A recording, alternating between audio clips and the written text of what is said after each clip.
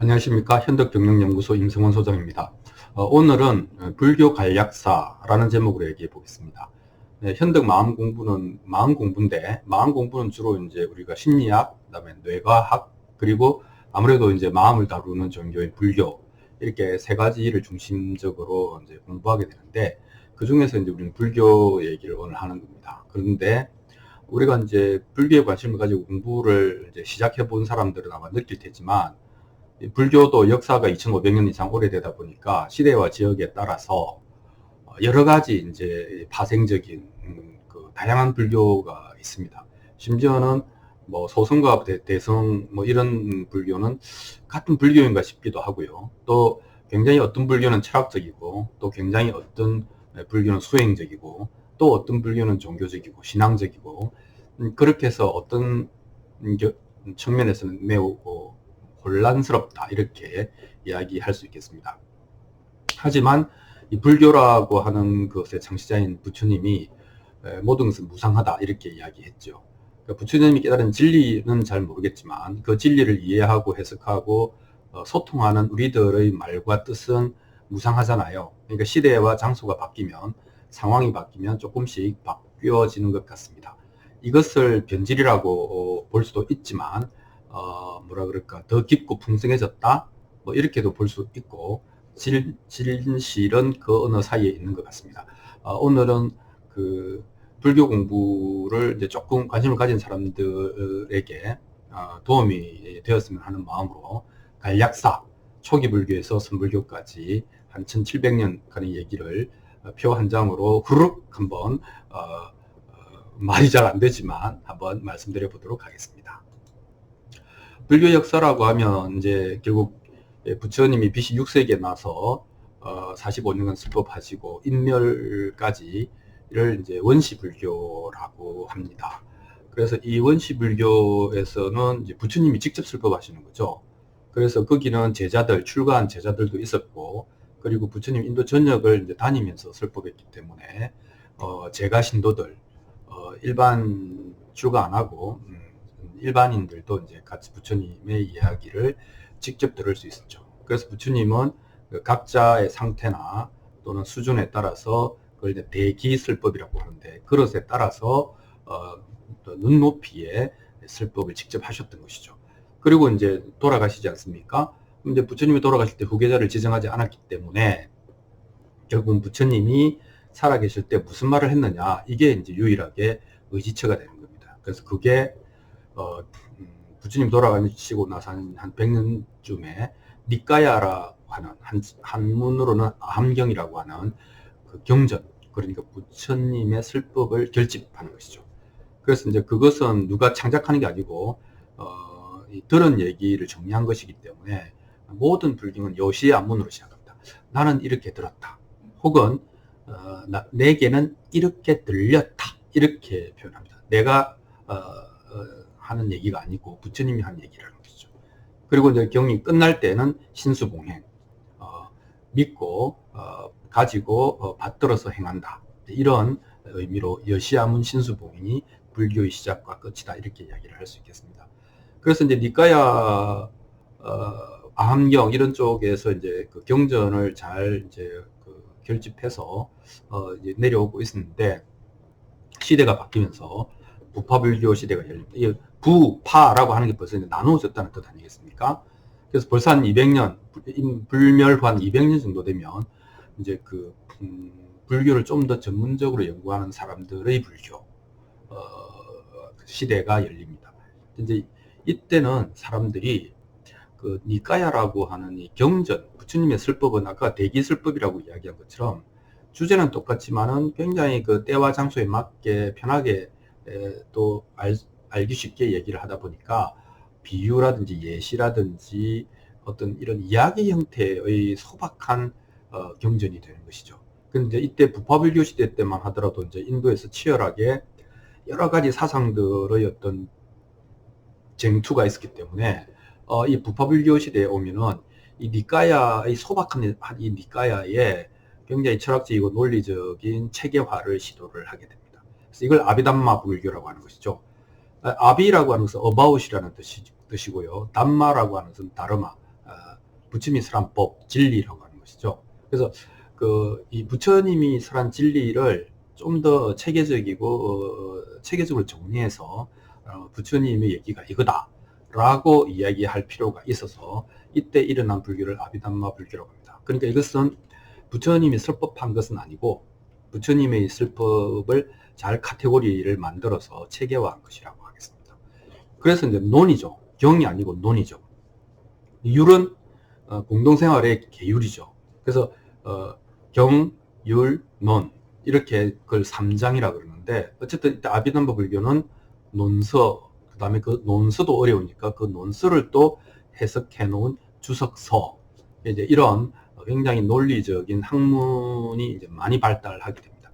그래서 그 청정도론이라고 하는 아비담마 불교의 그 종화 내지는 꽃이라고 할 수 있는 그 붓다고사 스님이 이제 청정도론을 저수를 합니다.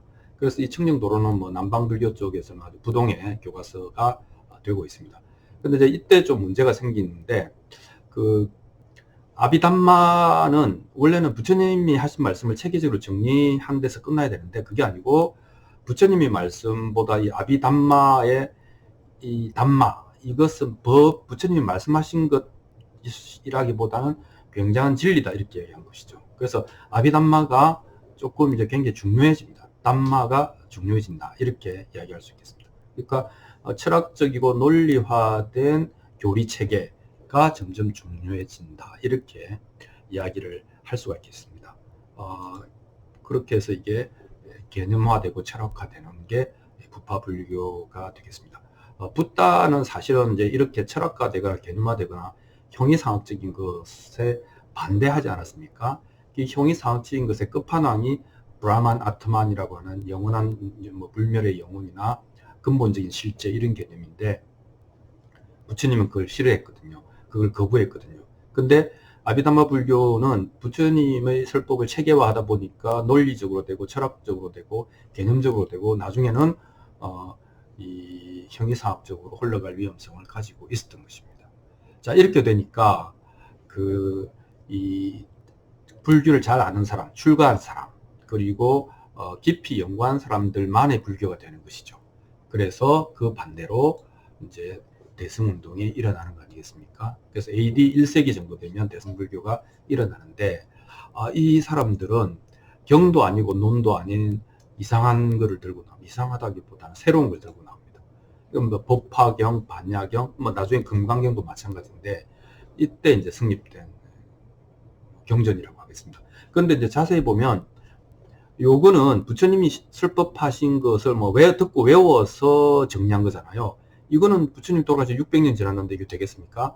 이거는 그러니까 부처님이 직접 말한 것은 아니지만 부처님의 진짜 뜻은 이런 것이다 라고 하는 식으로 이제 이야기를 하게 된 것이죠. 그래서 법화경이나 반야경은 니까야하고는 이제 성립의 경로가 조금 다르다 이렇게 이야기할 수 있겠습니다. 그래서 이제 이 대승불교에서는 이 인도에서의 대승불교는 중간불교하고 유식불교라고 하는 크게 양대 산맥이 있습니다. 그래서 이제 중간학이라고도 하고 유식학이라고도 합니다. 그러니까 또 느낌이 학문적이다 이런 느낌이 들죠. 그래서 이제 대승불교는 기본적으로 이 아비담마 불교가 지나치게 개념 위주의 물질이란 무엇인가, 시간이란 무엇인가, 실제란 무엇인가, 이런 찰나 이론이라든지 원자론이라든지 이런 다시 이제 부처님이 아니라고 했던 그 철학적 논의 속으로 깊이 들어간 것에 대해서 거기에 무슨 진리가 있냐, 그것을 우리가 어떻게 깨달을 수 있냐, 뭔가 잘못됐다 라고 이제 얘기를 하는 것이죠. 그렇게 해서 중간불교에서는 부파불교에서 이야기하는 그런 모든 논리적인 논제들이 갖고 있는 개념들이라고 하는 것은 언어죠. 그러니까 언어로 표현된 개념이라고 하는 것은 공하다. 그것이 뭐가 실체가 있는 것이 아니다. 이렇게 얘기하는 것이죠. 그리고 유식불교에서는 비슷한데 다르게 이야기합니다. 그러니까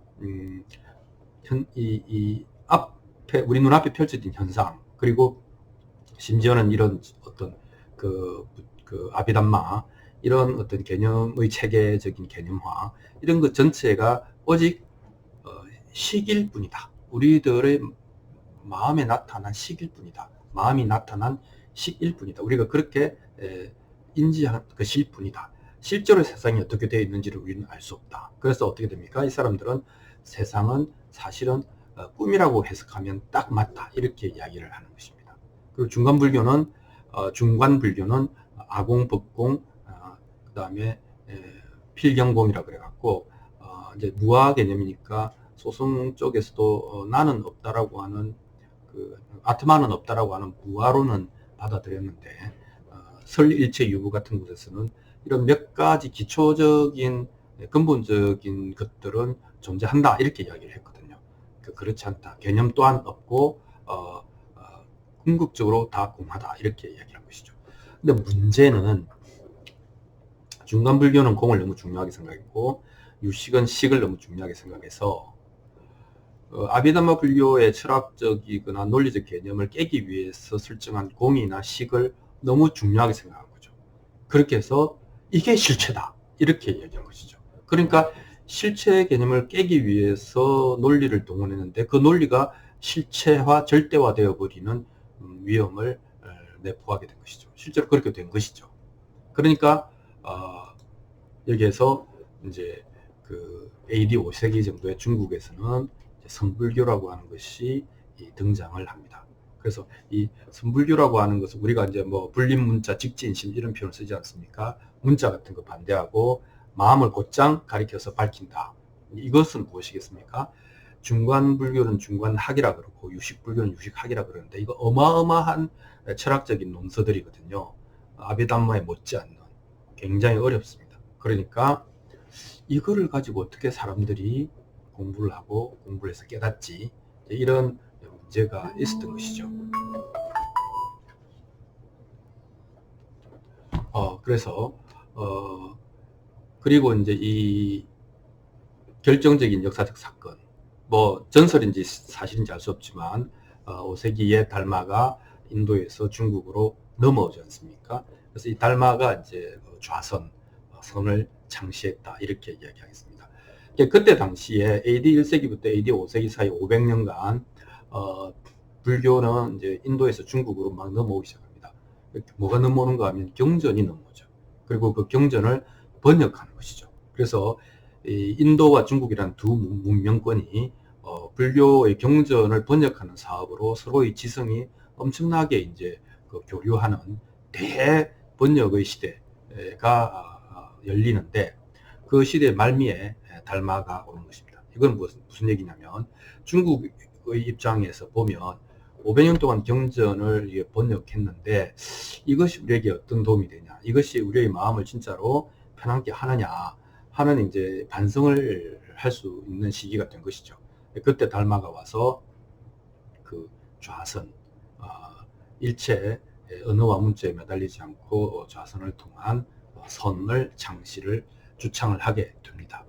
이때 달마가 가지고 온 경은 이제 능가경이라고 하는 것, 그리고 이제 금강경 이런 것들이 됩니다. 그래서 이제 능가경 계통은 아무래도 아까 유식불교가 육아행 굉장히 이 명상을 중시하는 유파였거든요. 그래서 달마도 이제 뭐 구년면벽 이런 얘기를 하고 있습니다. 그래서 그 달마로부터 시작한 선불교는 역시 대승불교에서 시작되어서 너무나 강해진 그 개념, 그 다음에 그 문자, 논리, 그리고 학문적 경향 이런 것들을 이제 깨기 위해서 달마가 9년 동안 면벽 수행을 했다 이렇게 할 수 있겠습니다. 그래서 이제 뭐 이렇게 해가부터 시작해서 쭉 오다가 그 당나라 때 오조 홍인대사의 제자가 두 사람 있었는데 한 사람이 신수고 한 사람이 이제 해능이었지 않겠습니까? 근데 이때 홍인이 신수가 이제 대제자였는데 그래서 이 신수는 사실은 이제 아까 달마가 면벽 9년 한 거, 그다음에 유식불교가 이 명상을 중요시한 것, 이거 다 몸을 닦는 거거든요. 그래서 이제 홍인의 그 신수 대사는 점차 몸과 마음을 닦아서 완성되어 가는 이 점수를 이제 어떻게 보면은 더 강조했던 사람이죠. 근데 홍인은 해능에게 그때 뭐 그렇게 제대로 배우지도 못한 해능에게 의발을 전수하지 않습니까? 그리고 홍인은 이 점수보다는 이 중간불교의 그 공개념에 더 점수를 두었던 것 같습니다. 그래서 해능은 도노를 주창하면서 북쪽에는 신수, 남쪽에는 해능이라고 하는 남해능 북신수의 이제 그 선불교가 열리게 됩니다. 그리고 중국에서는 압도적으로 육조당경이라고 하는 해능의 그 어록을 정리한 것을 육조당경이라고 하는데, 이 육조당경을 중심으로 중국은 도노를 중심으로 한 선불교가 압도적으로 발음을 하게 됩니다. 그리고 이제 이 이후에 앞에 이제 뭐 조사선부터 시작해서 그 조사들의 어록들이 굉장히 이제 결집이 됩니다. 선불교 자체가 그 이 대승불교권에서의 지나친 학문주의를 이제 배격하면서 불립문자 직진심으로 시작을 했지만, 또 조사들이 사람들의 참선에 도움이 될까 싶어서 또 이런저런 얘기를 해놓은 것들을 또 책으로 엮어서 그 다 문자고 말이지 않습니까? 그래서 이 어록들이 또 엄청나게 많아지는 겁니다. 그러니까 불교는 계속 뭐가 문자가 많아지는, 주기적으로 그런 과정을 되풀이하는 것이죠. 그렇게 해서 이제 이게 너무 많아지니까 어떻게 됩니까? 이 대승불교와 선불교 사이에서 일어났던 가장 큰 역사적 사실은 중간불교, 유식불교의 철학적인 측면, 그리고 인도의 불교가 중국으로 넘어가면서 번역이 돼야 되니까 개념, 번역, 언어 문자의 문제. 그래서 철학화, 개념화가 이 시기에, 이 수백 년 동안에 똑같이 부파불교가 비난을 자초했듯이 비난을 자초하게 되는 것입니다. 그리고 심지어는 그것을 비판하면서 일어난 선불교조차도 수많은 조사들의 어록에 묻혀버리게 된 것이죠. 말이 진리를 묻어버렸다, 이렇게 이야기할 수 있겠습니다. 그렇게 해서 때는 이제 12세기 정도로 보면 송나라 때 드디어 이제 그 유명한 묵조선과 간화선이라고 하는, 간화선은 이제 화두참선 아닙니까? 그래서 이 묵조선과 간화선이라고 하는 두 유파가 생기게 됩니다. 물론 이 둘 다 이제 해능의 도노선을 이제 따라가는 것이지만, 그러나 자세히 보면 묵조선은 그 묵묵히 비춘다는 거 아닙니까? 지관, 정해 같은 얘기인데, 이 묵조선은 그러니까 명상수행, 즉 좌선을 굉장히 중요하게 생각하는 것이죠. 근데 관화선은 사실은 대종고 스님이 이 간화라고 하는 것은 화두를 이렇게 이렇게 한번 보는 거 아닙니까? 그래서 그렇게까지 이제 그 명상수행, 좌선수행을 중요시 했던 것은 아니고, 오히려 대종고 스님은 그런 식으로 해서는 깨달음이 이룰 수 없다. 화두를 잘 봐야 된다, 이렇게 이야기를 하셨죠. 어쨌든 이 묵조선은 이후에 일본의 조동종의 이제 뿌리가 되고, 그리고 이제 이 간화선은 이제 그 임재종이라고 하는 그 계열로 쭉 해서 한국에서는 조계종의 뿌리가 되는 그런 이제 그 유파가 되겠습니다. 이렇게 해서 이 전체적으로 보면 원시불교, 부파불교, 대승불교, 그 다음에 선불교 초기, 선불교 후기, 이렇게 보면 결국은 이제 그 개념과의 싸움이었다. 불교의 역사는 개념과 싸우기 위해서 어떨 때는 개념이 더 많아지기도 하고, 또 어떨 때는 개념과 문자를 버리기도 하고, 그러나 그것이 또 모여서 개념화가 되고 문자화가 되고, 이런 것들과 싸우는, 끊임없이 그런 것들로부터 벗어나려는 그런 시도였다, 이렇게 이야기를 할 수 있겠습니다. 여러분이 지금 어떤 계열의 경전을 읽고 있는지, 어떤 유파의 그 불교를 듣고 있는지, 이런 것들에게 하나의 어떤 지도를 제공할 수 있다, 이렇게 보이겠습니다. 자, 그러면 정리하겠습니다. 자, 불교는 그러니까 끊임없이 문자, 개념과의 싸움이었기 때문에 처음으로 돌아가야 된다, 원시 반본해야 된다, 본래의 모습으로 돌아가야 된다 라고 하는 긴장을 항상 가지고 있는 종교다, 이렇게 가르칩니다. 이렇게 이야기하겠습니다. 자, 부처님이 처음에 브라만, 아트만 같은 형이상학적이고 경험에 기초하지 않은 오직 그 믿음이나 이런 데에서만 힘을 발휘하는 그런 형이상학을 반대하고 사람은 신분이나 계급이나 출생에 의해서가 아니라 자신의 행동에 의해서 평가받아야 되고 행동에 의해서 고귀하거나 천하게 되는 것이다. 그리고 자기 운명에 대해서 숙명론이나 신의 의지나 그 다음에 브라만 아트만 같은 형이상학이 아니라 본인이 자기를 잘 닦아서 잘 행동함으로써 본인은 자유에 이를 수 있다 라고 하는 것이 부처님의 기본적인 얘기의 핵심이었죠. 그러니까 부처님은 우선 경험주의예요. 경험에 기초한 상식이고, 그리고 그 상식에 기초해서 합리적인 추론을 통해서 우리는 우리 세계의 어려움을 해결할 수 있다라고 본 거죠. 그런데 이게 불교의 역사에서 보듯이 부처님이 돌아가시고 나서 부처님의 말씀을 연구하고 정리하는 과정에서부터 시작되었지만, 결국 그것은 점차 이제 노란불이 들어오죠. 철학화, 개념화, 문자화. 물론 이제 시대가 발전하니까 그런 측면도 있겠지만, 그 시대와 장소가 바뀌면서 철학, 개념, 문자 이것이 점점 계속 이제 강해지고 중요하게 되었던 것입니다. 그러면 이것은 주기적으로 반동을 겪고 그것이 아니다. 그래가지고서는 안 된다. 라고 하는 이제 운동이 일어나지만, 그러나 그 운동 또한 나중에 가면 또 철학화, 개념화, 문자화가 되는 것이죠. 그리고 그것보다 더 중요한 것이 있습니다. 이런 것들은 어느 순간에 그 철학, 그 개념, 그 문자를 초월적으로 생각하게 하고 절대적으로 생각하게 하고 그 실체가 있는 것처럼 실제라고 생각하게 하는 것이죠. 그런데 부처님이 왜 자신의 자신의 교리를 주장했을까요? 부처님은 바로 이런 초월적, 절대적, 실제라고 하는 형이상학, 즉 브라만 아트만 시스템을 반대해서 그런 설법을 하신 거거든요. 그러니까 이게 철학 개념 문자화에서 초월적, 절대적, 실제화로 이렇게 가는 위험성이 너무 커졌고, 실제로 많은 일들이 그런 식으로 이제 불교 교리가 돌아가게 된 거죠. 그러니까 여기서는 어떻게 해야 되냐, 다시 처음으로 돌아가서 소박하지만 경험에 기초한 상식, 상식에 기초한 합리적 추론을 통한 부처님의 인생 문제 해결에 다시 초점을 맞춰야 된다. 그러면 경험에 기초한 합리적 추론이 뭐란 말이냐? 부처님은 평생 이것만 얘기한 거죠. 이고등락. 우리가 지금 문제가 되는 것은 괴로움이 있기 때문이고, 진리가 뭔지, 우주적 실체가 뭔지 이런 게 지금 문제가 아니고, 내가 괴롭다는 거 아니냐, 삶이.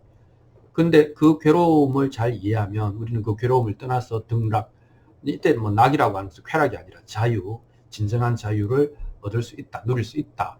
이것이 부처님이 이야기한 것이고, 그리고 부처님이 경계한 것은, 그러니까 지나치게 개념에 얽매이지 마라, 지나치게 초월이나 절대나 이런 것들에 얽매이지 마라. 그러면 문제가 생긴다 하는 것이죠. 그래서 다시 상식에 기초한, 경험에 기초한 합리적 추론을 통해서 괴로움을 벗어나는 심리학, 이것이 부처님이 했던 얘기라고 생각이 들고, 그러니까 오늘날 우리는 부처님의 그 소박한 설법을 통해서 원시불교 또는 근본불교를 통해서 이고등락의 심리학을 공부할 수 있다, 이렇게 이야기할 수 있겠습니다. 자, 삽시간에 한번 주마간상격으로 훑어본 불교의 역사지만 결국은 상식에 기초한 이고등락의 심리학이다 라고 하는 결론을 맺으면서 설명을 마칠까 합니다. 고맙습니다.